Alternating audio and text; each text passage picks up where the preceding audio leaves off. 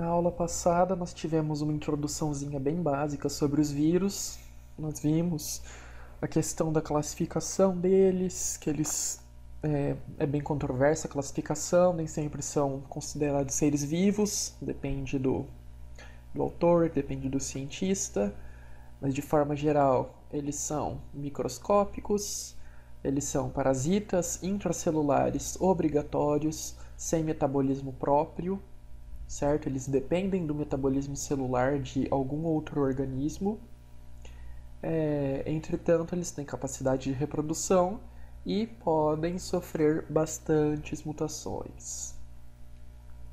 Nós vimos a questão da diferença de tamanho, que os vírus em geral são muito menores do que todas as bactérias, células humanas, células de outros seres vivos, animais, plantas. Nós, só para relembrar, vimos também a estrutura. Então, isso era um virion, e ele era basicamente uma estrutura proteica que carregava um material genético. Então, ele tinha uma parte carregando o material genético, tinha uma parte mais específica para se ancorar nas células e depositar esse material genético, que no caso dos bacteriófagos são as fibras, no caso dos demais vírus são as glicoproteínas, e temos vírus encapsulados, né? Na verdade envelopados ou não. Então alguns vírus podem ter envelope lipídico, outros não têm. Vemos os mecanismos de penetração celular, que poderiam ser só injeção do material genético, como os bacteriófagos fazem.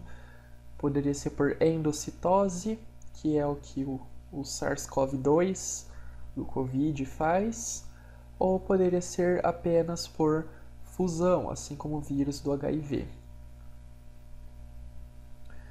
E encerramos a última aula vendo os mecanismos de transmissão. Então, relembrando de forma simplificada, dependendo de onde o vírus se instala, é o provável local que vai se dar a transmissão. Então, se o vírus se instala na via respiratória, vai se dar a transmissão por secreções respiratórias.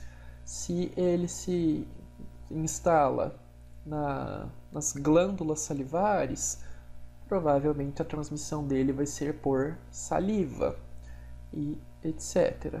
Claro que tem algumas exceções, tá? Isso daqui é uma forma geral, mas o HIV seria uma infecção sistêmica, então ele está difundido no nosso corpo inteiro, claro, de quem está infectado, e ele é transmitido pelo sangue ou por relações sexuais. Então, não quer dizer que necessariamente ele esteja na área genital. Ele está no corpo inteiro, mas ele é transmitido por relações sexuais.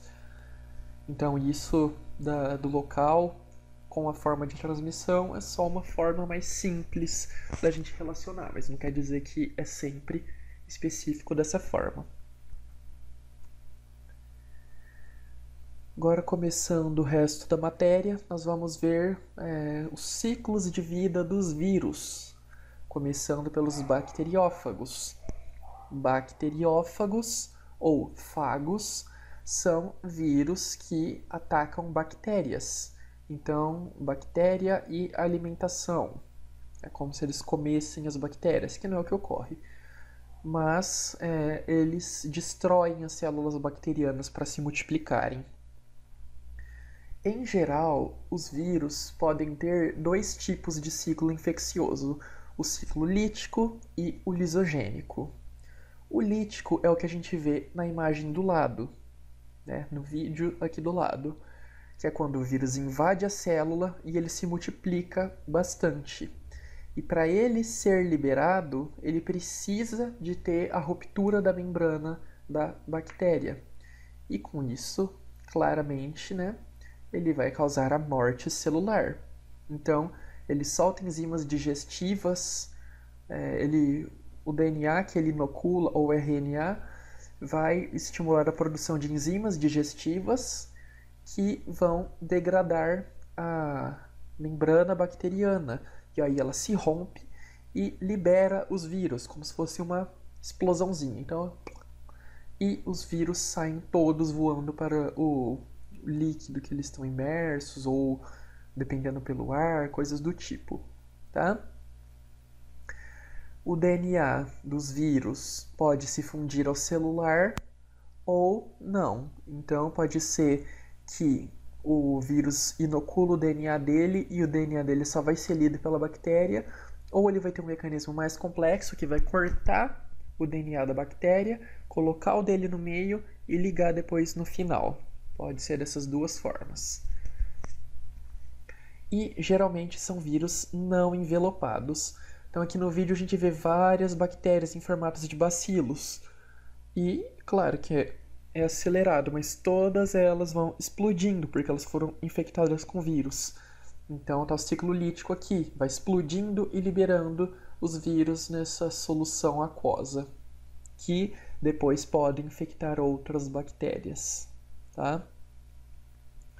É um mecanismo um pouco mais comum, não quer dizer que exclusivo, mas um pouco mais comum de vírus não envelopados. Então, na hora que eles vão sair, eles não querem levar um pedaço da membrana junto. Então, o que eles fazem? Explode tudo a membrana, né? O jeito mais fácil, explode tudo, aí não leva nada. De qualquer forma, todos os ciclos, independente de ser lítico ou lisogênico, eles requerem a penetração do material genético. Lembrando, o material genético pode ser DNA ou RNA, fita simples, fita dupla, tá? Varia muito, é muito variável. Mas de forma geral, tem que ter esse material genético dentro da célula alvo que ele vai atacar e tem que ter a montagem do capsídeo. Então, a bactéria vai fazendo as proteínas que está mandando lá no DNA, certo? Tem a transcrição do DNA em RNA e depois a tradução do RNA em proteína. E a bactéria vai sintetizando um monte de proteína. E aí o que acontece? Essas proteínas vão se juntando e montando os capsídeos virais. Então vai montando as estruturas virais lá dentro, tá? Outra forma do ciclo de vida que os vírus podem ter é pelo ciclo lisogênico. Como que é o ciclo lisogênico? O DNA sempre vai se ligar ao DNA da célula. Então, corta o DNA da bactéria, no caso, enfia o DNA do vírus e liga as duas pontas. E vai formar uma estrutura chamada prófago ou provírus, certo? O DNA viral e o bacteriano eles vão estar sincronizados. Então, só vai multiplicar o DNA viral quando o DNA bacteriano for se multiplicar, ou seja, durante a reprodução assexuada. A bactéria vai se dividir em duas, então ela precisa duplicar o material genético, e com isso ela copia a parte do material de informação viral. E dessa forma as bactérias filhas vão estar infectadas também. E o que acontece? Em algum momento esse DNA viral ele vai se ativar. E quando ele se ativar, o que vai acontecer? Vai começar a ter muita multiplicação viral, certo? Vai ativar vários mecanismos do vírus, vai ter muita multiplicação viral. Esses vírus vão se multiplicar de forma absurda e a célula vai morrer também. A questão aqui, no lisogênico, você vai produzindo um pouquinho de vírus de vez em quando, por causa do metabolismo celular, só que em algum momento acontece alguma coisa que vai ativar. Nos seres humanos, por exemplo, a gente tem vírus com ciclos lisogênicos, tipo o vírus do HIV. Então, por que a gente não consegue se curar do HIV? Porque ele tem esse provírus lá dentro das nossas células. Então, quando o organismo se livra dos vírus que estão na corrente sanguínea, pode acontecer alguma coisa que o DNA viral que está inserido dentro de algumas das nossas células, ele pode ser ativado, multiplica de novo e enche de vírus de novo. Então a gente teria que eliminar esse DNA que está inserido, que até hoje a gente não tem nenhuma abordagem ou tecnologia para isso. Então, o ciclo lisogênico basicamente produz um pouquinho de vírus, até que uma hora produz um monte e mata a célula ou organismo. E pode ser ativado esse ciclo lítico com resposta imune, por exemplo. Então você está lá tranquilo, está com uma resposta imune muito boa. Qualquer vírus que você detecta, o seu organismo vai lá e mata. Só que você ficou muito estressado por causa de uma prova, sua imunidade caiu, começou a sair uns vírus lá, seu corpo não detectou, e esses vírus de alguma forma liberam algum componente que estimule a leitura do DNA viral e multiplicação viral. E aí vai ativar todos os provírus das outras células e vai começar esse ciclo muito louco que causa mais danos, tá? Tem vírus que vão ter os dois ciclos, tem vírus que vão ter preferencialmente um, tem vírus que vão ter preferencialmente outro. Então, os vírus que vão ser liberados aos poucos, vírus envelopados, vão roubando o envelope da bactéria aos poucos. Então, eles podem ter um predomínio do ciclo lisogênico. Tá? Tudo certo por enquanto? Tudo ok? Espero que esteja certo. Aqui é uma forma exemplificada para vocês entenderem melhor o ciclo. Então, a gente tem o bacteriófago. O bacteriófago ele senta na estrutura bacteriana e injeta o DNA viral dele. O DNA viral dele pode ser incorporado no bacteriano, tá? E o que acontece? Aí vem o ciclo lisogênico. O DNA viral está integrado no cromossomo circular da bactéria. E aí vai se multiplicando e as filhas vão tendo o mesmo DNA viral. Até que tem uma hora que dá errado, ou já dá errado direto, e começa a ler muito os DNAs que estão livres, ou até mesmo o DNA que está no cromossomo, tá? Pode ter uma estimulação específica dessa região para só essa região de DNA ser lida e não o resto da bactéria. E aí a célula vai focar muito em produzir vírus. A célula fica tipo assim, dane-se o metabolismo, eu preciso produzir esses vírus, porque o vírus diz que é urgente. É urgente produzir isso, é urgente, e a célula não percebe que é um vírus. Então, como parece ser urgente, ela vai produzir aquilo que é necessário naquela hora. No final, são proteínas virais.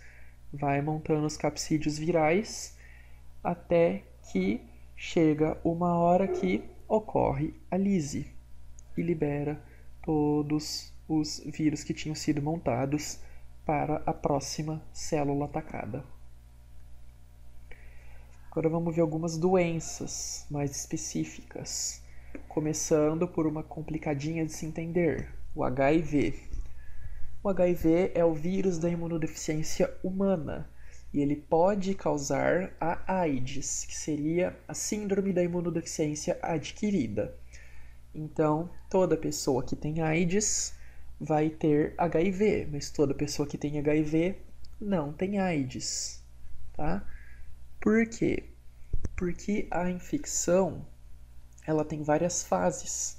Então, ela tem a fase aguda, que você tem sintomas muito gerais, então febre, mal-estar, dor no corpo. Isso geralmente umas 2 a 4 semanas depois do contato sexual. Você começa a ter esses sintomas. E você tem primeiro uma queda abrupta de células TCD4, né, que são um tipo de células brancas, de glóbulos brancos que fazem a defesa do nosso corpo. Então primeiro cai de uma vez, mas o corpo começa a lutar, vai montando uma resposta, pode até montar anticorpos contra o HIV, e ele dá uma recuperada e somem os seus sintomas. E depois por anos e anos você fica numa latência clínica. Ou seja, você fica basicamente num ciclo lisogênico constante, pode ter umas fases de ciclo lítico, mas é uma multiplicação constante desses vírus. Eles estão constantemente lá se multiplicando no seu organismo e seu organismo até que dá conta. As suas células de defesa conseguem lidar com isso, mas como o vírus ataca mais especificamente esses linfócitos, essas células brancas, com os anos o seu organismo não vai mais dar conta de produzir a mesma quantidade que é danificado, é morto pelo vírus. E depois de mais ou menos uns 10 anos em média, você entra na AIDS, que seria a crise de imunodeficiência. E aí, em geral, qualquer doença, por mais simples que seja para o seu corpo resolver, ele não vai mais dar conta de resolver e pode te levar à morte. Então não é a AIDS que te mata em si, são doenças oportunistas. Então infecções fúngicas como candidíase, como pneumocistose, ou então tuberculose, que é bacteriana, vários tipos de pneumonia bacterianas e virais associadas à AIDS, elas podem te matar. Mas eu conheço uma pessoa que tem AIDS já faz 25 anos, então por que ela não morreu? Porque ela faz tratamento. Então, se você faz o tratamento, você vai ficar nessa latência clínica enquanto você fizer o tratamento. Aí, a partir do momento que você para de fazer o tratamento, você vai indo cada dia mais próximo da AIDS, certo? Que ainda não tem cura. É um vírus envelopado, então tem uma membrana lipídica e o material genético dele é o RNA. Ele é classificado como um retrovírus, porque lá dentro do capsídeo, aqui está como esse cone, o capsídeo dele exemplificado, o que ele carrega? Ele carrega a molécula de RNA dele, mas ele também carrega algumas enzimas que a bactéria não, né? O ser humano produziu quando ele infectou, e aí ele guarda no capsídeo para levar para infectar a próxima célula para ser mais rápido. Então ele guarda algumas transcriptases reversas lá dentro. E essas transcriptases reversas vão ajudar na conversão do RNA em algo que pode ser extraído várias informações, tá? De uma forma geral, para entender, ele é um vírus relativamente recente. Então, foi mais ou menos depois de 1940, com a primeira detecção mais ou menos em 1980. Ele é um vírus que era comum em macacos, chimpanzés, mais especificamente. E em algum momento, ele sofreu uma mutação que permitiu que ele infectasse o ser humano. Então, essa infecção ocorreu na região da África, porque lá, em algumas regiões, é mais comum comer macacos. Então, tinha um caçador lá, estava caçando, provavelmente durante a caça se cortou e se expôs ao sangue do macaco que ele estava matando para comer. E aí o sangue do macaco teve contato com o sangue do ser humano e o vírus foi compatível de infectar. Infectou primeiro, espalhou depois para geral. Tá? As formas de transmissão são pelo contato com sangue, então corte com corte ou acidente em laboratório. Você trabalha em laboratório com análise de sangue e você está lá mexendo na amostra do seu paciente, acontece alguma coisa que você quebra o tubinho, tem a amostra do paciente, se corta e entra em contato com o sangue. Se você não tomar os antirretrovirais por 30 dias, num período de até 72 horas depois que você teve a sua infecção, você vai ter infecção para sempre, tá? Então, por isso que é importante tratar nas primeiras 72 horas de relação sexual com uma pessoa que você sabe que teve HIV, né, que tem HIV, casos de estupro. Então, até 72 horas você tem tempo de iniciar o tratamento. Trata por um mês e depois disso a chance de você estar curado é muito grande. Se passou de 72 horas, provavelmente o vírus já se instalou no seu organismo e aí é bem mais difícil de você conseguir se livrar, certo?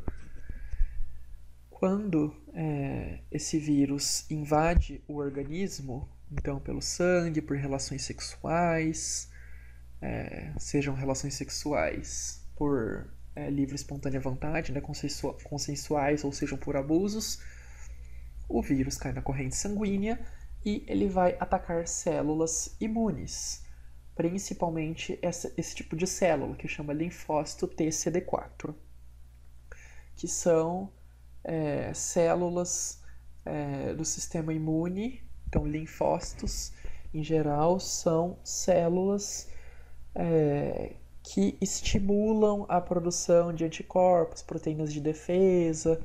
No caso do TCD4, ele não é tão específico para a produção de anticorpos, tá? Os linfócitos T são mais para modulação da resposta imune. Então, essas células, elas são para avisar o organismo assim: olha, tem algo errado. Você, outra célula, você precisa produzir os anticorpos. Então ela fala, tipo, olha, produz os anticorpos porque eu detectei um erro. E aí começa a produzir vários anticorpos, proteínas de sistema de fase inflamatória, e aí ajudam a livrar os vírus, bactérias, coisas do tipo. Só que, por mais que esses linfócitos detectem invasores, o HIV consegue invadir essas células e consegue escapar dessa parte do sistema imune. Então, ele infecta as células responsáveis por regular o sistema imune, certo? É bem complexo o sistema dele de escapatória. E como que é a multiplicação dele? Bom, ele se adere à célula hospedeira e libera o RNA dele dentro da célula, geralmente esse tipo de linfócito. Pela ação da transcriptase reversa que ele carregava lá dentro, ele consegue produzir o DNA viral. Então ele põe o RNA dentro da célula, mas esse RNA não consegue ser convertido em proteínas, nada do tipo. Ele é um RNA molde para virar uma fita de DNA por ação da transcriptase reversa, tá? Não é um mecanismo comum RNA virar DNA, mas como ele carrega a transcriptase reversa, ele consegue. Dessa forma, se uma partícula viral não tiver a transcriptase reversa lá dentro, ela não vai conseguir infectar efetivamente a célula, certo? Então, é produzido esse DNA a partir do RNA.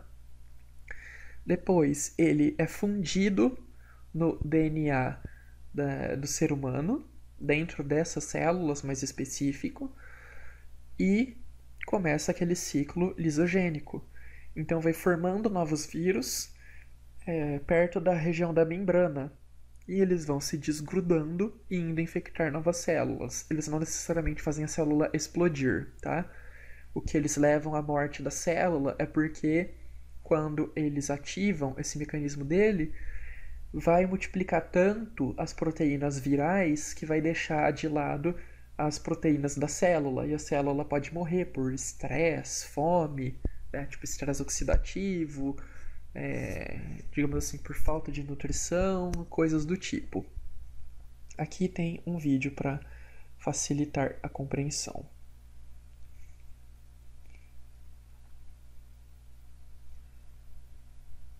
Então aqui é uma partícula viral do HIV. Ele tem a membrana dele com as glicoproteínas, então o envelope lipídico, e ele tem as glicoproteínas dele de reconhecimento, a GP120 e a GP41, né, para ele saber qual célula que ele vai infectar. Tem as proteínas do capsídeo, né, que montam estrutura proteica lá dentro, né, da matriz mesmo. E ele tem o RNA, que são essas fitinhas, e carregam proteínas lá dentro, né, enzimas. A protease, a transcriptase reversa e a integrase, para na hora que ele for atacar. Quando ele tem esse reconhecimento das glicoproteínas com receptores das células, aí ele pode infectar. E geralmente ele se conecta no receptor CD4, por isso que ele infecta os linfócitos TCD4, porque são células que têm esse receptor. E eles precisam de um correceptor para infectar. Nas células T, que são as mais comuns dele infectar, o receptor se chama CXCR4. Quando ele infecta macrófagos, é o CCR5. Depois que ele ligou o receptor e o correceptor dele nos receptores de membrana, a membrana vai se fundir, igual mostrou aqui, e vai liberar o material genético. Então vamos ver de novo, que legal fundindo. Funde o envelope e tudo que vai lá para dentro é só o capsídeo, que é degradado e libera o material genético e as proteínas. Assim que o RNA é liberado, a transcriptase reversa começa a produzir um RNA codificante, então com informações relevantes, e degrada o anterior. Ele produz um DNA, tá? E esse DNA é feita a dupla fita desse DNA a partir do RNA.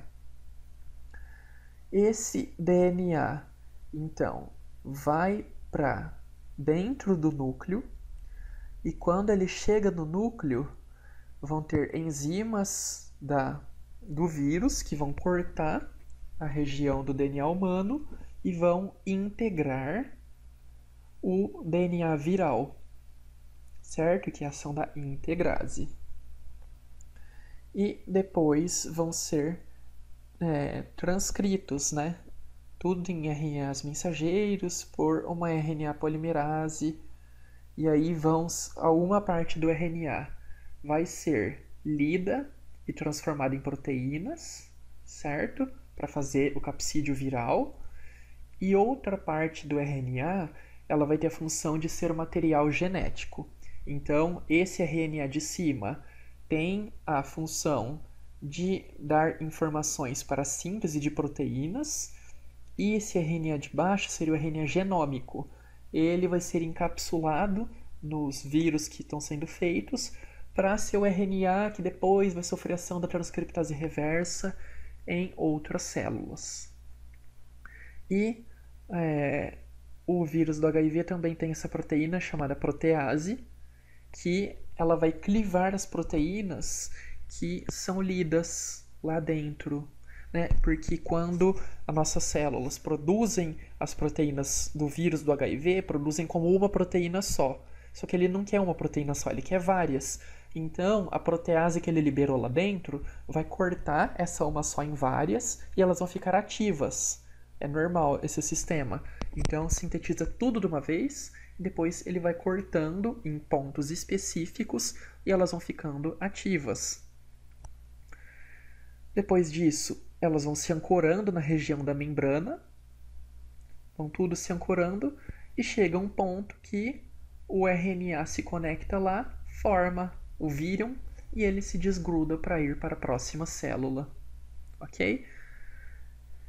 Feedback, vamos lá.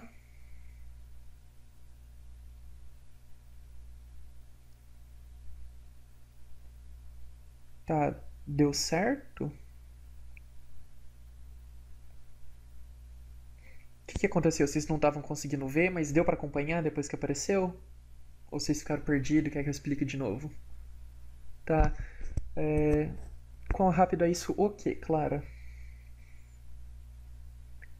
Quão rápido é a montagem dessas partículas virais? Isso depende muito do organismo, entendeu? Dependendo, tem pessoas que a montagem é muito mais rápida, tem pessoas que a montagem é mais devagar, não tem um tempo muito específico. Mas a partir do momento que vai começar a ser montado, então a partir do momento que esse provírus é ativado lá, ou seja, a partir do momento que o DNA do vírus que está lá dentro da célula, ele é ativado para dar informação de vírus, isso vai muito rápido, tá? É questão de poucas horas. Então depois que ativou, a célula vai parar de produzir tudo que é da célula. Então ela vai parar de se nutrir, vai parar de fazer as funções dela de defesa, vai parar de tudo, basicamente. E ela vai focar em produzir o vírus, produzir o vírus, produzir o vírus. E aí acaba sendo até que um pouco rápido quando as células são levadas à morte, porque a célula fica exausta. E em alguns casos pode ser mais lento. Então, se o HIV se ativa de uma forma mais lenta em alguma pessoa, geralmente ele fica ativado na forma mais lenta, produz uns vírus lá, é sempre a mesma velocidade para produzir um vírus, né? Então ele produz o vírus, só que ele vai liberando aos poucos. Então ele demora semanas para produzir 100 mil partículas virais. Enquanto quando ativa aquele ciclo lítico mesmo, aí ele demora tipo 5 horas para liberar essas 100 mil partículas virais. Depende de qual fase do ciclo que tá. Isso é uma coisa muito básica que eu expliquei para vocês, tá, gente? É muito mais complexo que isso. É só para vocês entenderem como que funciona. Então, o que a gente tem que lembrar basicamente do HIV? Transcriptase reversa. Então, ele seria um vírus de DNA que precisa da transcriptase reversa e ele forma esses provírus, que não tem como a gente se livrar desses provírus. Então, tomou um medicamento que matou de alguma forma todos os vírus que foram liberados ou impediu a síntese de novos vírus, uma hora ou outra vai ativar aquele DNA que estava dormente nas células, tá? E a gente tem várias formas de usar os medicamentos anti-HIV. Então eles geralmente atuam no ciclo de replicação. Eles não matam o vírus em si, eles impedem que o vírus se replique. Então eles podem impedir a fusão. Então o vírus não consegue jogar o RNA lá dentro, ele vai encostar lá na parede, na parede não, né? Na membrana celular, e não vai conseguir se fundir, então vai ficar batendo lá, batendo, ninguém abre a porta. Uma hora ele vai acabar sendo degradado pelo nosso corpo naturalmente.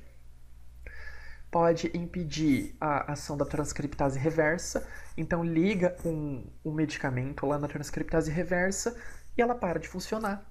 Parou de funcionar, não vai ter como o RNA virar DNA e o vírus não vai mais conseguir exercer as funções dele.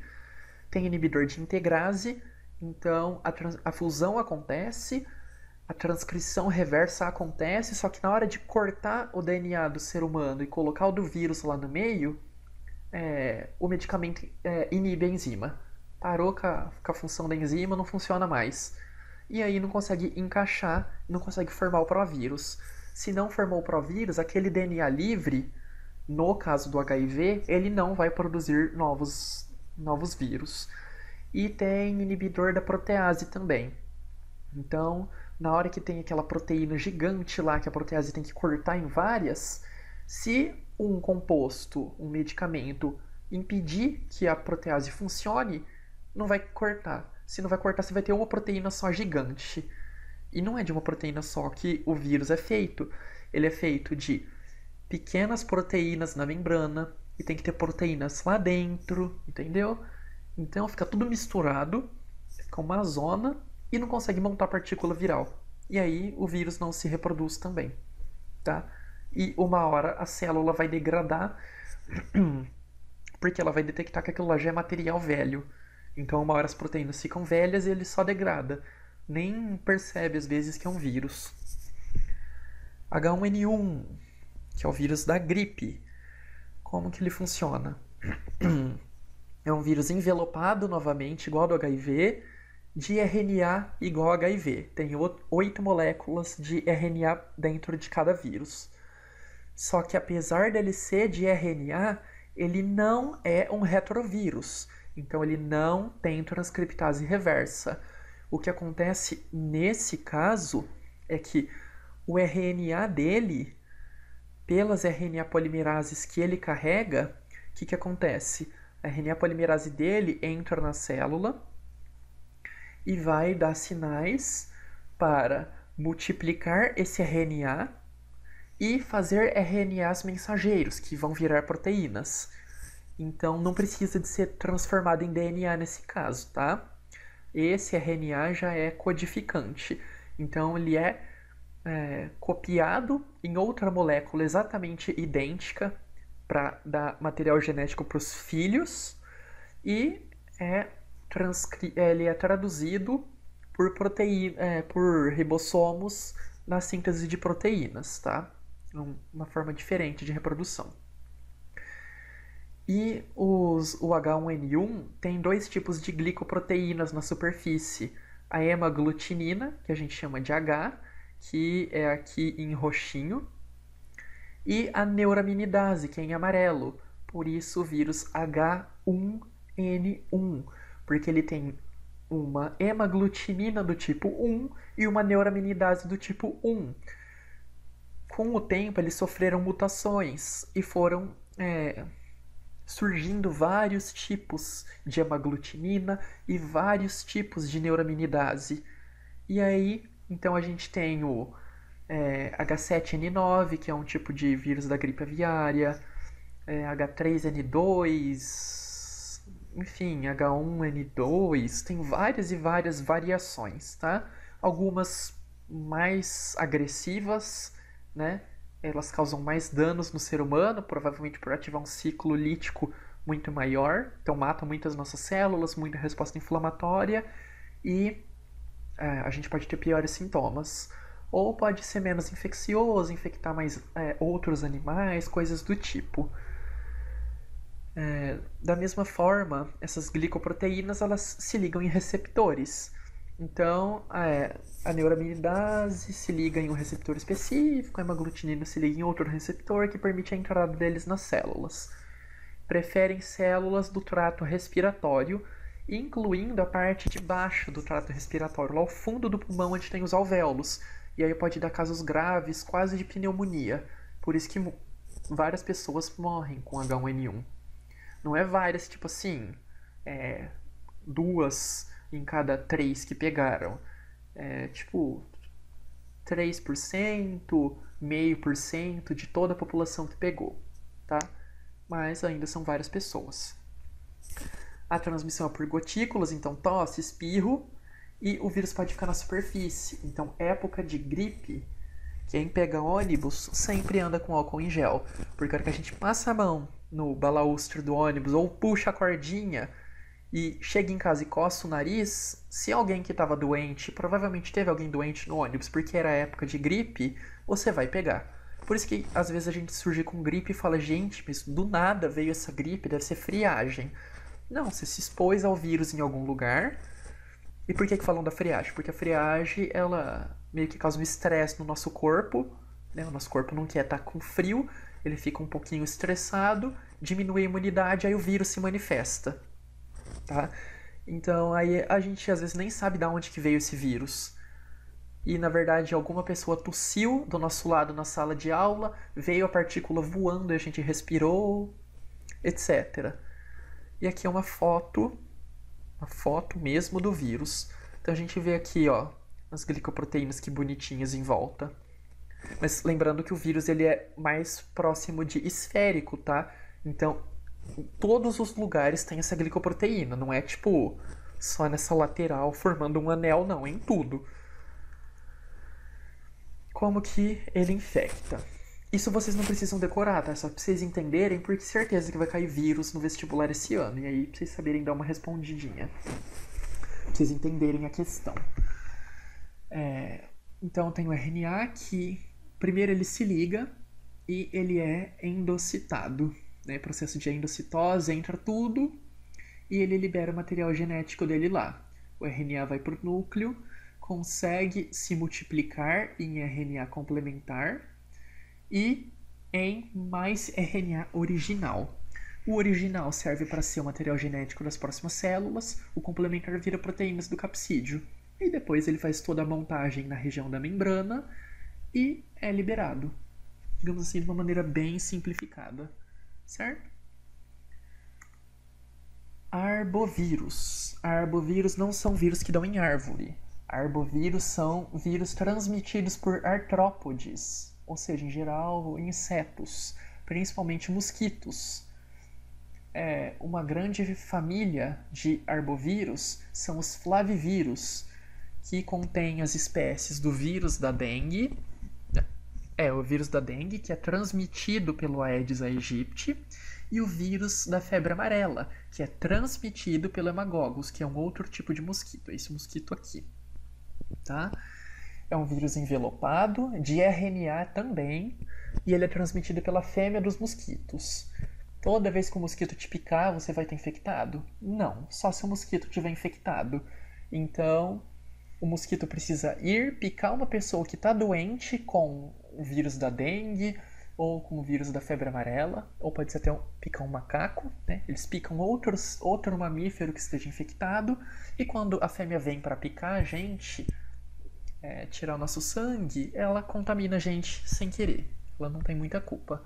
Por que por fêmea? Porque os machos desse mosquito sugam seiva.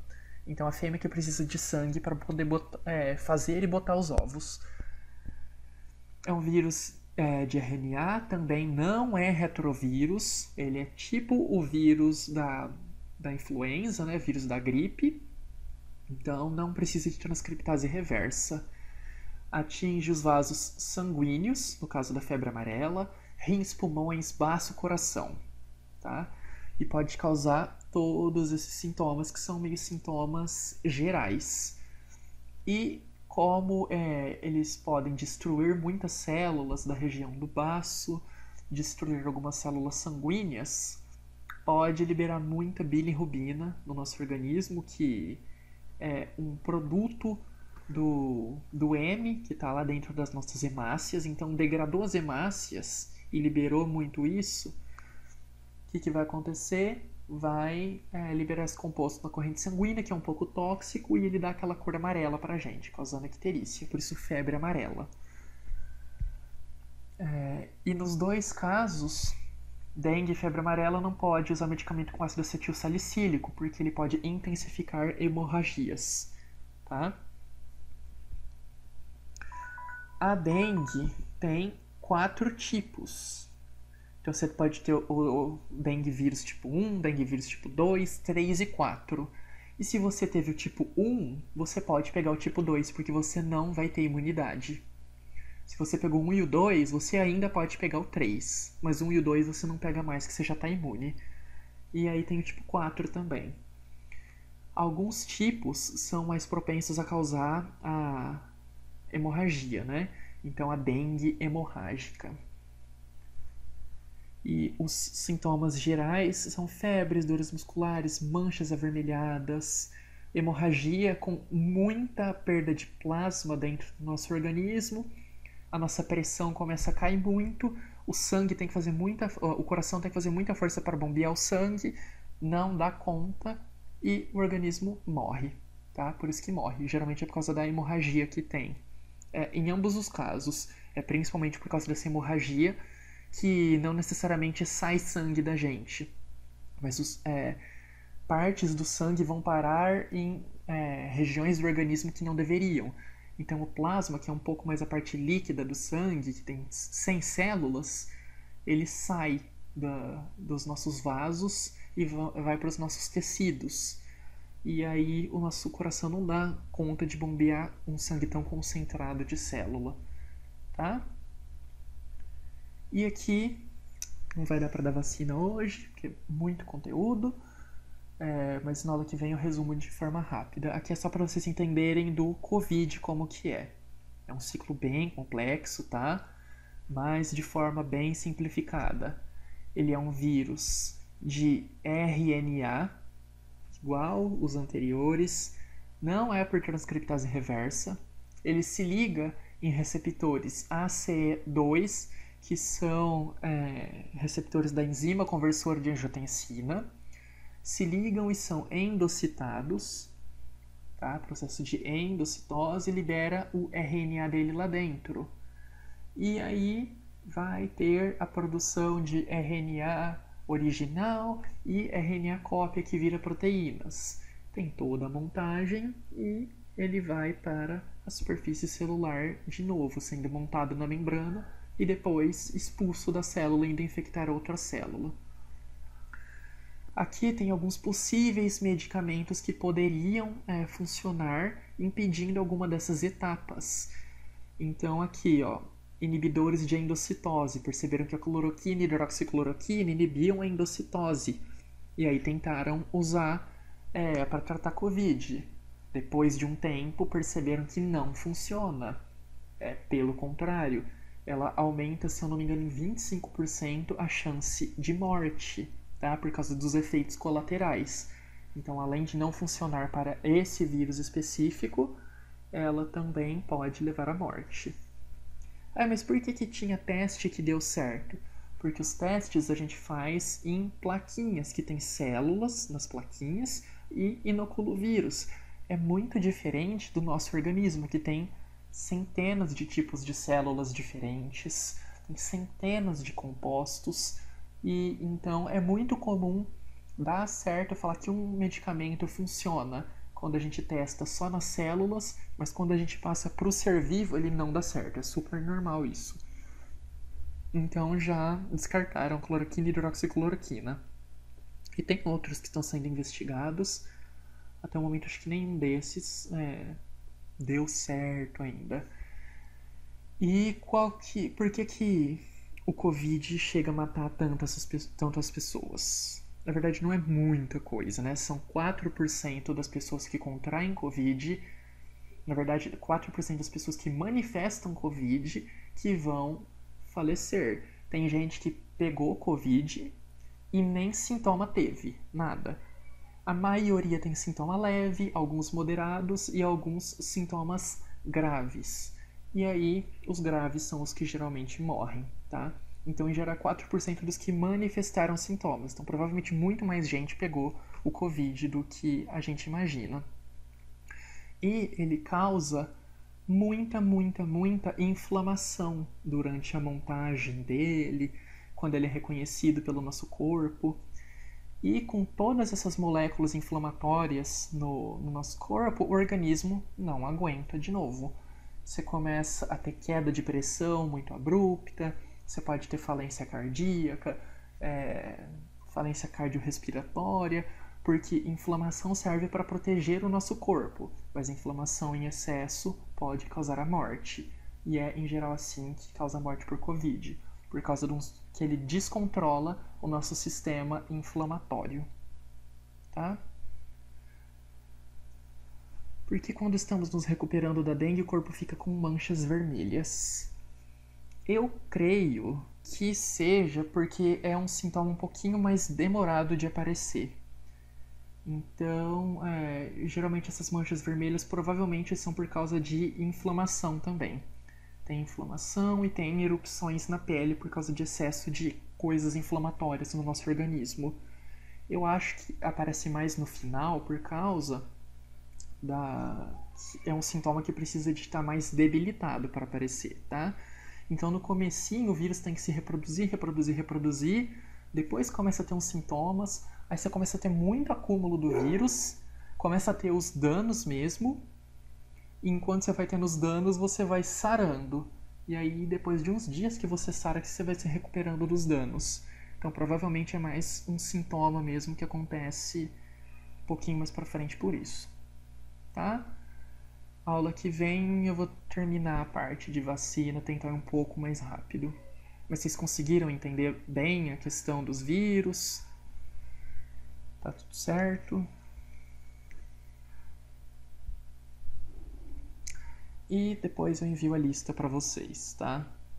Porque vírus esse ano vai cair no vestibular. Não precisa decorar todas essas coisas, mas entender a base, tá? Abraços, fiquem bem e até a próxima aula. Boa noite, gente.